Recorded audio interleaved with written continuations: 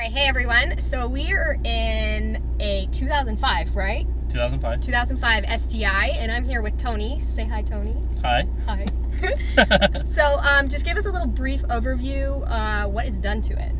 Well, pretty much this is a 2005 WRX STi with a full race manifold with a 1.5 scroll up pipe leading to a 3071 GTX 3071 ATP turbo, which is stock location, but it's tuned on 85 at 21 pounds of boost, and it's putting down about 413 wheel horsepower and 416 pounds of wheel torque.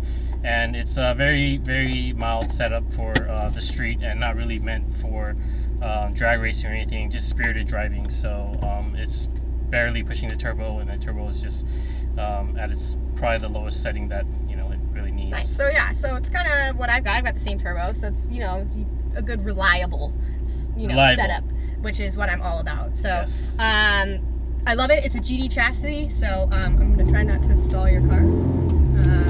Yeah, it's stiff, but it's nice,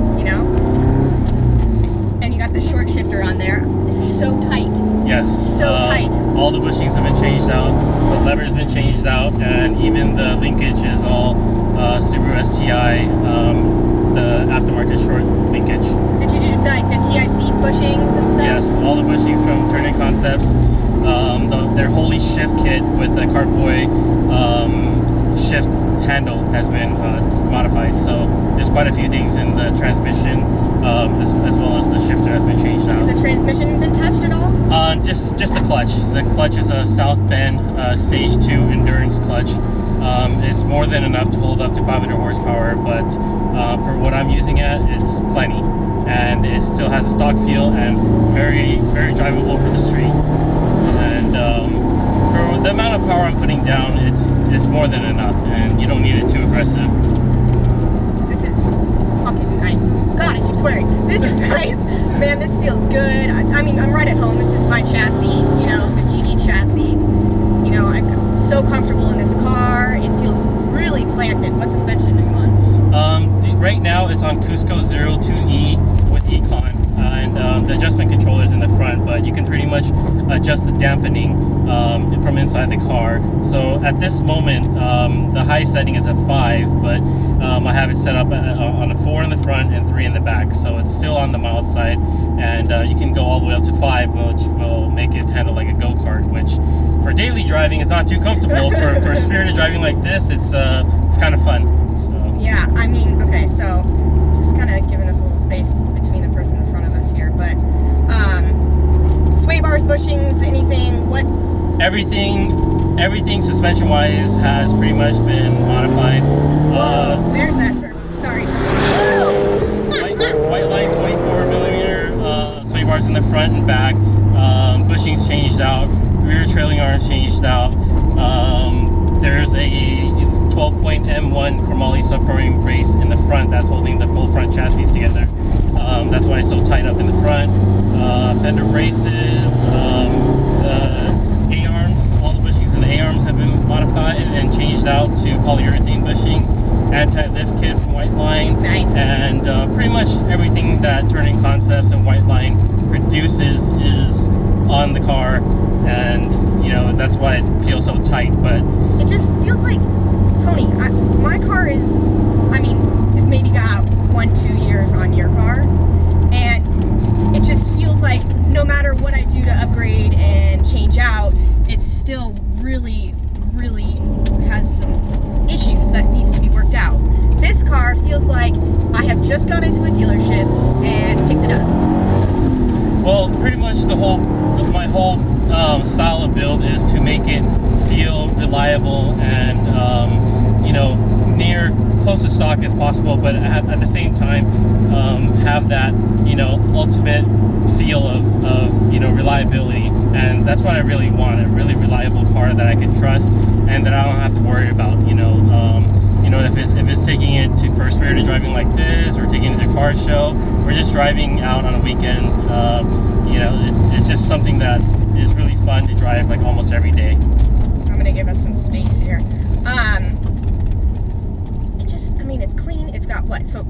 original 1,000 miles on it? Original owner, bought it in 2004 in October. Your original owner of this car? Original owner, yes, correct. So and when did you buy it, in 2004? October of 2004, when this chassis first came out.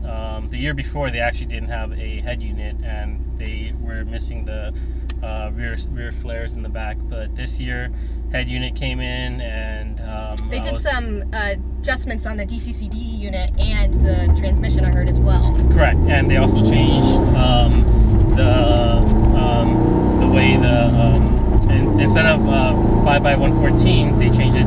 Originally it was 5x100, and then they changed it to 5x114, which is supposed to be a little bit more reliable. And you know, for longevity purposes, it lasts a little bit longer, and it's just it's a mild difference, but it makes a big difference. Tony, I'm sorry, I really like to be on your car, man. It feels so good. This is where I want to get my car at.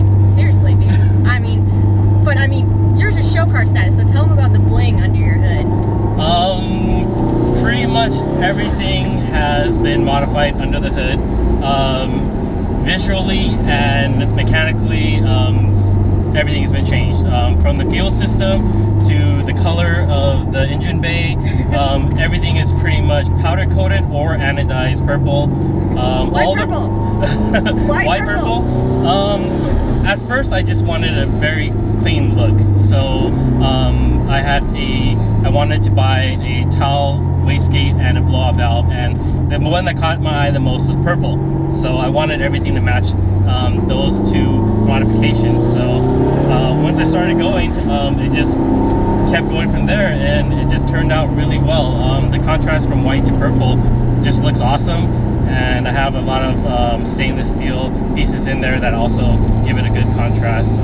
All the fuel lines have been modified to stainless lines, hard lines, which is way more reliable than the stock stuff. Way more reliable, way more technical, and it takes a lot for even just a person just to want to apply that to any car. Yeah. So it's something different, and something that not a lot of people do. You win shows because you're so unique out there. But the one thing that I really, really like about this car, Tony, is that, and I don't have anything against this look, is that you didn't slap giant fender flares on it, or, you know, a giant, you know, wing. You have a great diffuser and splitter, but aesthetically the car looks, you know, like a sleeper. It's pretty stock. It's not out there in your face, wow, but when you open the hood, that's when you were showing your bling, showing your little Superman power there.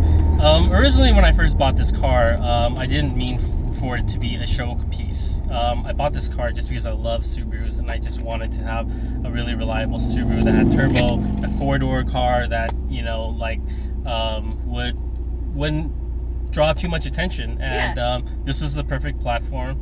Once I had the car, I like all cars, but I like the fact that this car, you know, has that stock look to it. So I'm not all about the wide body, the stance, or anything like that. I just want function and form, and that's what I like. All I'm about too. You but know, it's nice that you're like that in the show scene. You know, not a lot of people are in the show scene. So, I mean, I'm impressed. I've always been in love with this car, and I've always wanted to drive this car. So this has been a hell of an experience for me. So, but I want other people to find out where they can, you know, ask you more questions about it and see more pictures about it. So, what's your Instagram? It's Speedmaster Lee, and it's very easy. SPEEDMASTERLEE, and yeah, sweet. That's my Instagram. Awesome. Well, thank you so much for letting me romp on it. Yeah, no Felt problem. So good. Thanks, guys.